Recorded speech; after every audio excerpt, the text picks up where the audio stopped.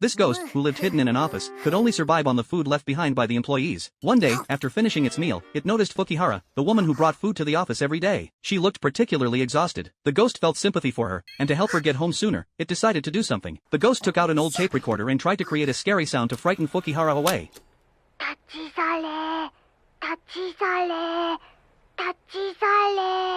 But to its surprise, the sound it made was far too cute. So, the ghost decided to make Fukihara a bed so she could rest properly. But when night came, the ghost accidentally fell asleep. When it woke up again, it was deep into the night. As it prepared to bring Fukihara to rest, it noticed a speaker nearby. The ghost thought it could use the speaker to speak and scare Fukihara away.